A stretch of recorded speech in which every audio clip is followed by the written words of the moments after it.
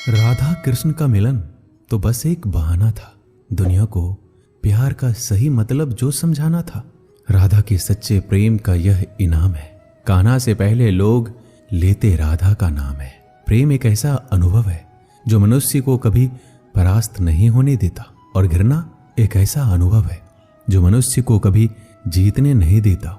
इंसान का मुश्किल वक्त उसके लिए एक दर्पण की तरह होता है जो हमारी क्षमताओं का दर्शन हमें करवाता है। इस पूरे ब्रह्मांड में ऐसी कोई ताकत नहीं जो इंसान की इच्छाओं की पूर्ति कर सके, क्योंकि इंसान की इच्छाएं एक समुद्र के समान होती है जिसे कभी भी भरा नहीं जा सकता। अगर आप जीवन में असफल होते हैं तो आपको दोबारा प्रयास करने में कभी घबराना नहीं चाहिए, क्योंकि जब आप दोबारा प्रयास करते हैं तो आपकी शुरुआत सुनने से नहीं बल्कि आपके अनुभव से होती है। इस संसार में मनुष्य किसी भी रूप में बड़ा नहीं होता, बल्कि मनुष्य के पीछे जो ताकत खड़ी होती है वो ज्यादा बड़ी होती है। जिस व्यक्ति के पास संतुष्टि नहीं है उसे कितना भी मिल जाए वह असंतुष्ट ही रहेगा। स्वार्थ से रिश्ते बनाने की कितनी भी कोशिश करे वह कभी नहीं बनते, और प्रेम से बने रिश्तों को कितना भी तोड़ने की कोशिश करे वो कभी नहीं टूटते। जब हम स्वयं जीवन के शिल्पकार हैं तो चलो हम अपनी मुश्किलों को हराते हैं, जीवन में मुस्कुराते हैं। जो मन को नियंत्रित नहीं करते उनके लिए वह शत्रु के समान कार्य करता है। उससे मत डरो जो वास्तविक नहीं है, ना कभी था ना कभी होगा। जो वास्तविक है वो हमेशा था, उसे कभी नष्ट नहीं किया जा सकता। कृष्ण ने दुष्टों को भी अपनी गलती सुधारने का मौका दिया, क्योंकि वो किसी मनुष्य को नहीं उसके अंदर के बुराई को मारना चाहते थे। शब्द उतने ही बाहर निकालने चाहिए जिन्हें वापस भी लेना पड़े तो खुद को तकलीफ ना हो। जीवन में कभी भी किसी से अपनी तुलना मत कीजिए। आप जैसे हैं सर्वश्रेष्ठ है। बड़प्पन वह गुण है जो पद से नहीं संस्कारों से प्राप्त होता है। परायों को अपना बनाना उतना मुश्किल नहीं है जितना अपनों को अपना बनाए रखना होता है। हमेशा छोटी छोटी गलतियों से बचने का कोशिश किया करो, क्योंकि इंसान पहाड़ों से नहीं पत्थरों से ठोकर खाता है। रिश्तों को निभाने के लिए वक्त निकालिए। कहीं ऐसा ना हो जब आपके पास वक्त हो तो रिश्ता ही ना बचे। वक्त और अपेक्षा बदलते ही सबके असली चेहरे सामने आ जाते हैं, या फिर हम में कुछ कमी आ जाती है, या वो अभिनय अच्छा करने लगते हैं। जहां एक निराश मनुष्य किसी भी कार्य में उसका दुष्परिणाम खोज लेता है, वहीं जिज्ञासु और आशावादी मनुष्य हर मुश्किल कार्य में भी एक अवसर खोज लेता है। किसान की भी क्या मजबूरी है, यहाँ उसकी छत टपकती है फिर भी बरसात की दुआ भगवान से करता है। अध्यापक और जीवन में बस इतना ही अंतर है। अध्यापक उपदेश सिखाकर परीक्षा लेता है और जीवन परीक्षा लेकर उपदेश सिखाती है। घमंड में डूबे मनुष्य को ना तो स्वयं की चूक दिखाई देती है, ना ही दूसरों की कोई बात अच्छी लगती है। हमारे जीवन की सबसे बड़ा सौभाग्य आपको पता है क्या है? कि जब हम रूठ जाएं तो हमें मनाने वाला भी कोई होना चाहिए। पीड़ा जब होती है जब स्वयं को चोट लगती है, वरना दूसरों के तो सिर्फ रक्त ही नजर आते हैं, उनकी पीड़ा नहीं।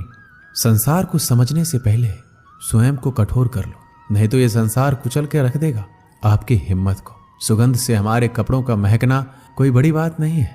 आनंद तो तब आएगा जब आपके आचरण से सुगंध आए। कथन तो मैं भी साधारण ही करता हूं, बस समझने वाले इसे असाधारण बना देते हैं। सूरज कितना भी तेज हो क्या महासागर को सुखा सकता है? उसी तरह आशा का सागर एक असफलता से खाली नहीं हो सकता। किसी पर भी पक्का विश्वास नहीं करना चाहिए, क्योंकि नमक और शक्कर का रंग हमेशा एक जैसा ही होता है। इस दुनिया में अक्सर लोग किसी को याद करके भूल जाते, लेकिन उसका हिसाब लगाना कभी नहीं भूलते। किसी ने भगवान से पूछा कि तुम्हारे सबसे करीब कौन है? पता है भगवान ने क्या कहा?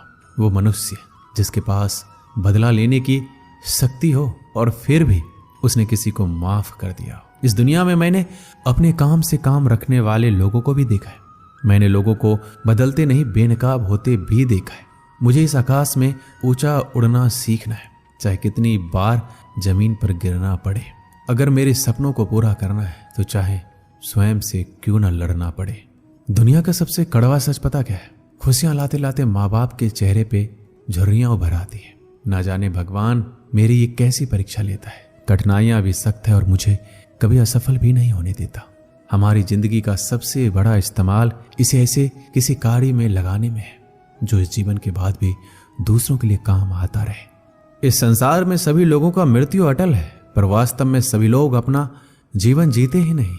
मनुष्य कहता है जीवन मिला है अपने तरीके से जीने के लिए, लेकिन वही मनुष्य सुबह होते ही किसी और के रास्ते से जीने चले जाता है। कठिनाइयों ने जो सबक मुझे सिखाया है, वो सबक एक एक शब्द मुझे हमेशा याद रहते हैं। अगर आप कामयाब नहीं हो रहे तो आपको जरूरत है अपने स्वभाव को बदलने की।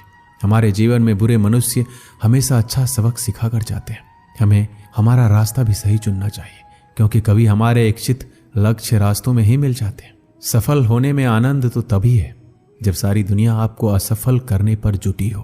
क्या आप जानते हैं इस संसार में सच्चे मनुष्य को हमेशा झूठे मनुष्य से अक्सर ज्यादा सफाई देनी पड़ती है। जिंदगी में वक्त हर बुरे वक्त को जरूर बदल देता है, बस अच्छा वक्त आने के लिए थोड़ा समय चाहिए। गर्व ना करना कभी अपनी जिंदगी में, किस्मत हमेशा बदलती रहती है, आईना वही रहता है, बस उसमें आकृति बदलती रहती है। इस जिंदगी में हमेशा एक बात याद रखना, मित्रता और आशीर्वाद में बस अपना मन साफ रखना। मुझे मित्रता करनी है इस समय के साथ, मैंने देखा है ये अच्छे अच्छों को पूरा बदल देती है। हर कोई चिंतित है मेरे ज्यादा बोलने से, और मैं चिंतित हूं अपने अंदर के निशब्दता से। जब तक जीना ना सिखा देती ये जिंदगी, आपको मरने भी नहीं देगी। मेरी जिंदगी एक चक्रव्यूह है और मैं उसका अर्जुन। मेरा पूरा जीवन एक बड़ी कहानी है और उसमें ऐसे हजारों पन्ने हैं जो मैंने अभी तक नहीं पढ़े हैं। कुछ करने की शुरुआत जीवन में ख्वाब देखने से ही शुरू होती है और वो ख्वाब पूरा करने पर खत्म। हमारे जीवन में खुद को पराजित करना किसी और को पराजित करने से ज्यादा अच्छा है। मेरे जीवन को सुलझाते सुलझाते मैं खुद ही उसमें उलझ गया। अपनी मुसीबतों का कारण किसी दूसरों को मानने से आपकी मुसीबतें कभी कम नहीं हो सकती। अगर आप खुद को जिंदा मनुष्य समझते हो तो हमेशा गलत का प्रतिकार करना सीखो, क्योंकि सागर के लहरों के साथ लाशें बहा करती है, कुशल तैराक नहीं। जीवन में सदा काम करते रहने की आदत ही आपको सफल इंसान बना सकती है। जीवन के कुछ अच्छे पल आप अपने और अपनों के साथ गुजार लीजिए। क्या पता आपको फिर ये पल मिले या ना मिले। सफलता पाने के लिए एक रात काफी नहीं, इसे पाने के लिए बहुत रातों को जागना पड़ता है। जीवन में होने वाली गलतियों का उद्देश्य आपको बिगाड़ना नहीं, सुधारना होता है। ये जीवन के मायने हमें असली संसार के अनुभव सिखलाती है। जब आपके जीवन के चारों ओर हताश और निराशा हो, जब दुखों ने आपको हर जगह से घेर रखा हो, तब आप सच्चे मन से कृष्ण जी के नाम का दीपक जलाना और अपना सब हाल श्री कृष्ण को सुना देना। श्री कृष्ण स्वयं आपके सारे दुख हरने आएंगे। मनुष्य अपने सच्चे हृदय से जो दान दे सकता है वह अपने हाथों से नहीं दे सकता, और मौन रहकर हम जो कह सकते हैं वह हम अपने शब्दों से नहीं कह सकते। श्री कृष्ण कभी भी हमारा हाल नहीं पूछते। श्री कृष्ण अपने सच्चे भक्तों पर हर घड़ी नजर रखते हैं। प्राचीन समय की बात है, एक राज्य में एक राजा राज करता था। उसका राज्य खुशहाल था, धन धान्य की कोई कमी नहीं थी। राजा और प्रजा खुशी खुशी अपना जीवन यापन कर रहे थे। एक वर्ष उस राज्य में भयंकर अकाल पड़ा। पानी की कमी से फसलें सूख गई। ऐसी स्थिति में किसान राजा को लगान नहीं दे पाया। लगान प्राप्त न होने के कारण राजस्व में कमी आ गई और राजकोष खाली होने लगा। यह देखकर राजा चिंता में पड़ गया। हर समय वह सोचता रहता कि राज्य का खर्च कैसे चलेगा। अकाल का समय निकल गया, स्थिति समान हो गई, किंतु राजा के मन में चिंता घर कर गई। हर समय उसके दिमाग में यही रहता कि राज्य में पुनः अकाल पड़ गया तो क्या होगा। इसके अतिरिक्त भी अन्य चिंताएं उसे घेरने लगी। पर उसी राज्य का भय, मंत्रियों का षड्यंत्र जैसी कई चिंताओं ने उसकी भूख प्यास और रातों की नींद छीन ली थी। वह अपने इस हालत से परेशान था, किंतु जब भी वह राजमहल के माली को देखता तो आश्चर्य में पड़ जाता। दिन भर मेहनत करने के बाद वह रूखी सूखी रोटी ही खाता और पेड़ के नीचे मजे से सोता।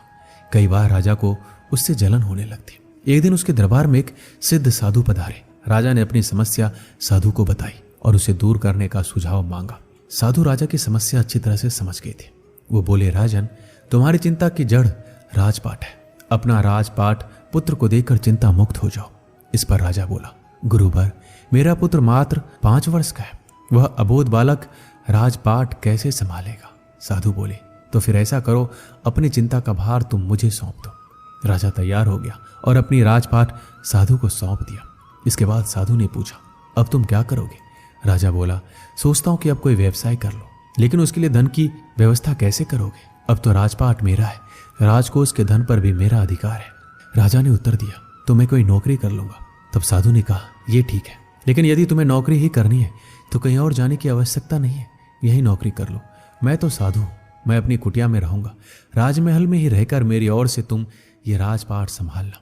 राजा ने साधु की बात मान ली और साधु की नौकरी करते हुए राजपाट संभालने लगा। साधु अपनी कुटिया में चले गए। कुछ दिन बाद साधु पुनः राजमहल आए और राजा से पूछा, कहो राजन, अब तुम्हें भूख लगती है या नहीं? तुम्हारी नींद का क्या हाल है? राजा ने कहा, गुरुवर, अब तो मैं खूब खाता हूं और गहरी नींद सोता हूं। पहले भी मैं राजपाट का कार्य करता था, अब भी करता हूं। राजा ने अपनी स्थिति बताते हुए प्रश्न भी पूछ लिया, फिर ये परिवर्तन कैसे? ये मेरी समझ के बाहर है। साधु मुस्कुराते हुए बोले, राजन, पहले तुमने काम को बोझ बना लिया था और उस बोझ को हर समय अपने मानस पटल पर ढोया करते थे, किंतु राजपाट मुझे सौंपने के उपरांत तुम समस्त कार्य अपना कर्तव्य समझकर करते हो, इसलिए चिंता मुक्त हो। इस कहानी से हमें क्या सीख मिलती है? जीवन में जो भी कार्य कीजिए अपना कर्तव्य समझकर कीजिए, ना कि बोझ समझकर। यही चिंता से दूर रहने का मात्र एक तरीका है। दोस्तों, इस वीडियो में बस इतना ही। मिलते हैं अगले वीडियो में। अपना ख्याल रखिएगा। जय श्री कृष्ण।